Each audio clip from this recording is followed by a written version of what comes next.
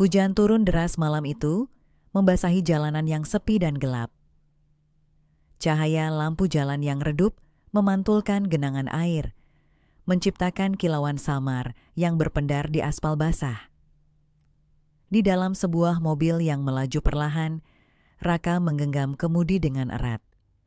Jemarinya sedikit menegang, bukan hanya karena cuaca buruk yang menyulitkan pandangan, tetapi juga karena sesuatu yang lain, sesuatu yang lebih sulit ia kendalikan. Di sampingnya duduk seorang wanita yang selama ini hanya ia panggil dengan penuh hormat, Naila.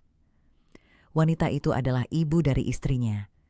Selama ini ia melihat Naila sebagai sosok yang berwibawa, penuh ketenangan, dan selalu menjaga batasan. Namun malam ini, entah mengapa suasana di antara mereka terasa berbeda. Sejak mereka meninggalkan sebuah acara keluarga di luar kota, perjalanan pulang terasa lebih panjang dari biasanya.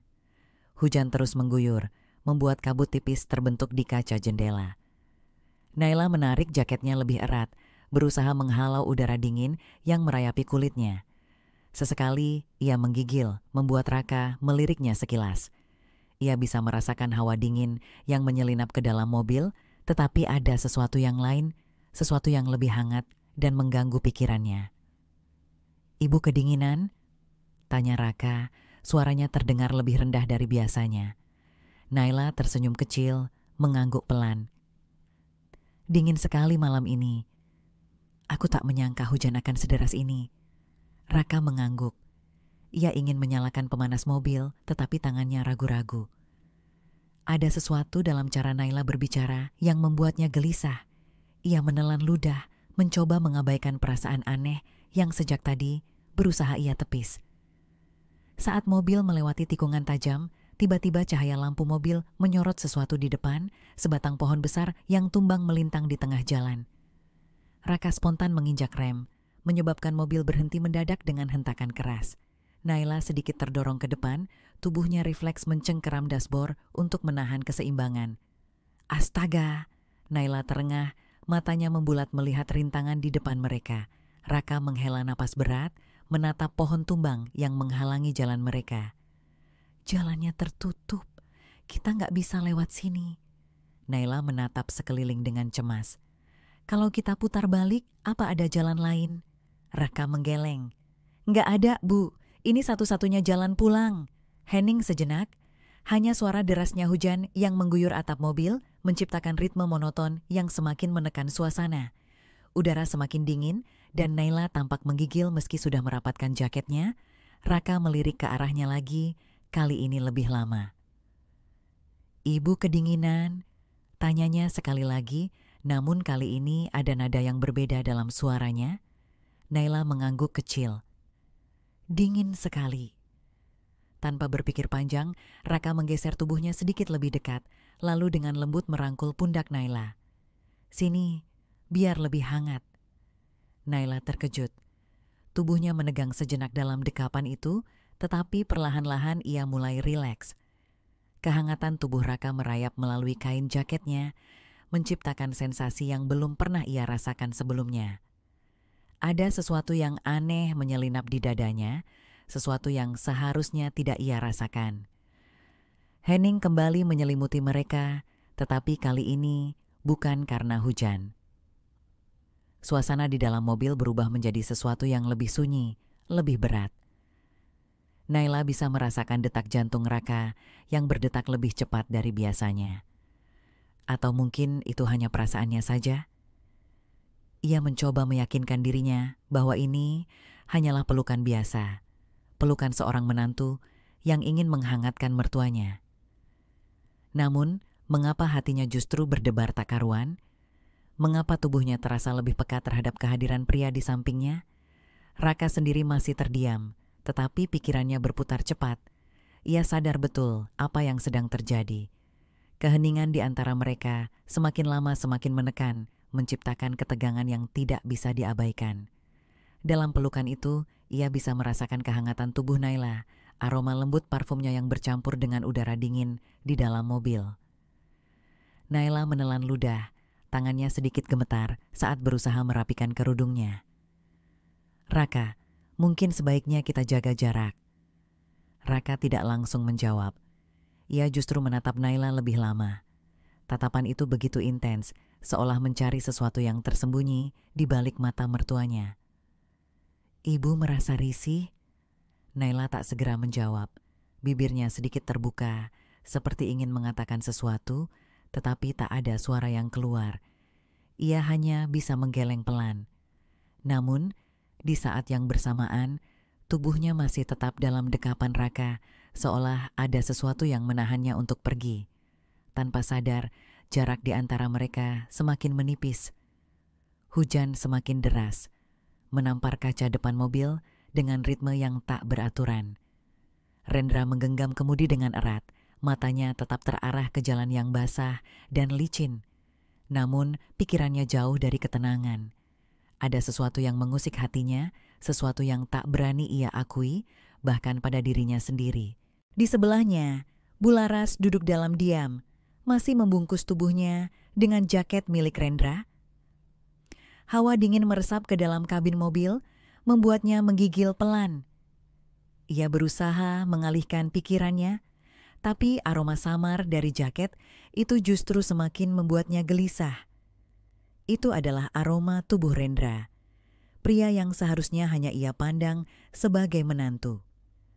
Mobil melaju melewati jalanan yang basah, melewati bayangan pepohonan yang tampak semakin suram di bawah hujan. Keheningan di antara mereka begitu pekat, hanya diiringi suara mesin mobil dan derasnya hujan yang menabrak atap. Rendra mencuri pandang ke arah Bularas dari sudut matanya. Wanita itu tampak menggigil, tangannya erat menggenggam ujung jaket yang membalut tubuhnya. Tanpa sadar, Rendra menghela napas pelan. Ada sesuatu yang aneh menyelinap ke dalam dadanya. Perasaan yang tak seharusnya ada. Ia berusaha menepisnya, mengingat status mereka, mengingat batas yang seharusnya tak boleh terlewati. Namun, semakin ia berusaha mengabaikan, semakin kuat perasaan itu mencengkeram hatinya. Tiba-tiba, dari balik kabut hujan, sorot lampu depan menangkap bayangan gelap di tengah jalan.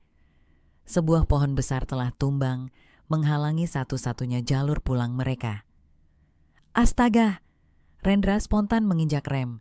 Mobil berhenti mendadak, membuat tubuh mereka sedikit terdorong ke depan. Bularas tersentak, napasnya tercekat, jantungnya berdetak lebih cepat, bukan hanya karena kejutan dari pengereman mendadak, tetapi juga karena kesadaran bahwa mereka kini terjebak di tengah jalanan sunyi dengan hujan yang semakin menggila di luar. Rendra menghela napas, menekan dahinya dengan jemarinya. Jalannya tertutup. Gumamnya. Berusaha berpikir jernih, Bularas menatap pohon besar yang melintang di depan mereka dengan ekspresi cemas. "Kita bisa putar balik?" tanyanya ragu. Rendra menggeleng. Ini satu-satunya jalan. Kalau kita mundur, kita harus menunggu sampai hujan reda atau mencari bantuan. Tapi di sekitar sini nggak ada rumah warga. Bularas menggigit bibirnya, merapatkan jaket di tubuhnya. Udara semakin dingin, seolah ikut membeku bersama kebingungan yang mereka rasakan. Tangannya mulai gemetar, bukan hanya karena suhu, tetapi juga karena ketegangan yang tak ia mengerti sepenuhnya. Rendra meliriknya, lalu tanpa berpikir panjang, ia menggeser tubuhnya lebih dekat. Tangannya perlahan merangkul pundak Bularas. "Sini, biar lebih hangat," bisiknya, nyaris tak terdengar di antara suara hujan. Bularas membeku sejenak dalam pelukan itu. Tubuhnya menegang, jantungnya berdegup lebih cepat. Ini salah, sangat salah. Namun kehangatan tubuh Rendra yang menyelimuti dirinya membuatnya merasa nyaman. Untuk pertama kalinya dalam sekian lama, ia merasa diperhatikan, diperlukan. Suasana di dalam mobil semakin sunyi. Hanya ada suara hujan dan embusan napas mereka yang terasa semakin berat. Bularas bisa merasakan dada Rendra naik turun dengan cepat, bisa mendengar detak jantungnya yang berpacu tak karuan. Atau mungkin itu jantungnya sendiri? Ia berusaha meyakinkan dirinya bahwa ini hanya pelukan biasa. Pelukan seorang menantu yang ingin menghangatkan mertuanya. Tetapi, mengapa tubuhnya justru terasa lebih peka? Mengapa ada sesuatu yang menggelitik hatinya, sesuatu yang tak pernah ia rasakan sebelumnya. Rendra pun merasakan hal yang sama. Ia masih menempelkan tubuhnya ke Bularas, tetapi pikirannya sudah berantakan. Ini bukan sesuatu yang ia rencanakan, ini bukan sesuatu yang seharusnya terjadi. Namun, di dalam mobil yang terjebak hujan ini, di bawah gelapnya langit malam, batas-batas yang seharusnya jelas mulai kabur. Mereka masih diam, seolah takut bergerak, takut menyadari apa yang sebenarnya mereka rasakan, tapi dalam keheningan itu, sesuatu telah berubah. Sesuatu yang mereka tahu tidak boleh mereka lanjutkan, tetapi juga terlalu sulit untuk dihentikan. Di dalam mobil yang sempit dan sunyi, hanya suara hujan yang masih deras mengguyur atap yang menjadi saksi bisu. Rendra masih memeluk Bularas, berusaha memberikan kehangatan di tengah udara malam yang semakin menusuk tulang. Namun, keduanya tahu ada sesuatu yang lebih dari sekadar kehangatan fisik, sesuatu yang tak seharusnya muncul di antara mereka. Bularas menggigit bibirnya, mencoba menenangkan degup jantungnya yang tak beraturan. Pelukan ini, yang awalnya terasa wajar, kini berubah menjadi sesuatu yang lebih kompleks. Ia bisa merasakan dada Rendra yang naik turun, bisa mencium aroma samar tubuh pria itu yang bercampur dengan dinginnya udara hujan. Sial, pikirnya. Apa yang terjadi padanya? Rendra sendiri tak kalah bingung. Ia bisa merasakan Bularas yang awalnya tegang, kini mulai sedikit rileks dalam dekapannya. Ia bisa merasakan setiap tarikan napas wanita itu, bisa merasakan kelembutan kulitnya yang tersembunyi di balik kain. Ada sesuatu yang aneh menyelinap di dadanya, sebuah ketertarikan yang tak seharusnya ada. Tapi semakin ia menyadari hal itu, semakin sulit baginya untuk mengabaikan. Bularas akhirnya mengangkat wajahnya sedikit, menatap ke arah Rendra. Matanya yang biasanya penuh ketenangan kini berkabut, dipenuhi perasaan yang bercampur aduk. "Ren," bisiknya, suaranya terdengar lemah. Rendra menundukkan kepalanya sedikit, memperhatikan wajah Bularas dari dekat. Ia bisa melihat garis-garis halus di wajah wanita itu, bisa melihat embusan napasnya yang memburu. Ia tahu ia seharusnya menjauh. Ia tahu ia seharusnya menghentikan semuanya. Tapi saat ini, di dalam mobil yang terjebak hujan, ia merasa seolah dunia hanya milik mereka berdua. Tanpa sadar, jarak di antara mereka semakin menipis. Rendra menelan ludah. "Ibu kedinginan?" tanyanya. Suaranya terdengar lebih dalam dari biasanya. Bularas tidak langsung menjawab. Bibirnya sedikit terbuka, seolah ingin mengatakan sesuatu, tetapi tak ada kata yang keluar. Ia hanya bisa menggeleng pelan. Namun, di saat yang bersamaan, ia juga tak bergerak menjauh dari pelukan Rendra. Keheningan kembali menyelimuti mereka. Suara hujan yang menabrak kaca mobil menjadi latar belakang yang mengiringi detak jantung mereka yang semakin cepat. Dan entah bagaimana, dalam momen yang begitu cepat, bibir mereka saling bersentuhan. Awalnya, ciuman itu hanya sekadar sentuhan ringan, seperti sesuatu yang terjadi di luar kendali mereka. Namun, ketika Rendra merasakan kelembutan bibir Bularas, sesuatu di dalam dirinya meledak. Ia menekan bibirnya lebih dalam, merasakan getaran yang menyelinap ke dalam tubuhnya. Bularas tersentak, tubuhnya membeku sesaat. Ia seharusnya mendorong Rendra, seharusnya menghentikan semuanya sebelum semakin jauh. Tapi tubuhnya justru tetap diam. Napasnya tercekat, jari-jarinya mencengkeram ujung jaket yang membungkus tubuhnya. Dan yang lebih buruk dari itu semua, ia tidak ingin ciuman itu berhenti. Rendra mengangkat tangannya, menyentuh pipi Bularas dengan lembut. Wanita itu sedikit terlonjak, tetapi tidak menyingkir. Sebaliknya, ia justru membiarkan dirinya larut dalam momen itu, membiarkan perasaan yang selama ini terkubur dalam-dalam perlahan muncul ke permukaan. Namun, di tengah gairah yang mulai membakar di antara mereka, kesadaran akhirnya menghantam Bularas dengan keras. Tidak, ini salah. Dengan tangan gemetar, ia segera menarik diri, napasnya tersengal. Matanya membelalak, penuh dengan keterkejutan dan kebingungan. "Rendra, kita tidak seharusnya..." Suaranya bergetar, nyaris seperti bisikan. Rendra juga tersentak, seolah baru saja terbangun dari mimpi yang tak seharusnya ia alami. Napasnya masih berat, pikirannya masih kacau. Ia ingin menyangkal, ingin mengatakan bahwa ini hanyalah sebuah kesalahan, tetapi ia tahu itu bukanlah kebenaran. Mereka sama-sama menginginkannya. Bularas menundukkan wajahnya, menutupi wajahnya dengan telapak tangan. Ya Tuhan, apa yang baru saja kita lakukan? Rendra tak bisa menjawab. Ia hanya bisa duduk di sana, membiarkan keheningan kembali menyelimuti mereka. Namun, tidak seperti sebelumnya, kini keheningan itu terasa jauh lebih berat, jauh lebih menekan. Di luar, hujan masih turun deras, tapi badai yang sebenarnya tengah terjadi di dalam hati mereka berdua. Rendra masih menggenggam kemudi, tetapi pikirannya melayang jauh. Mobil masih terparkir di tepi jalan, terjebak dalam keheningan yang terlalu pekat. Hujan di luar mulai mereda, hanya menyisakan rintik-rintik halus yang mengetuk lembut kaca jendela. Namun, di dalam mobil, badai yang lain masih belum benar-benar berlalu.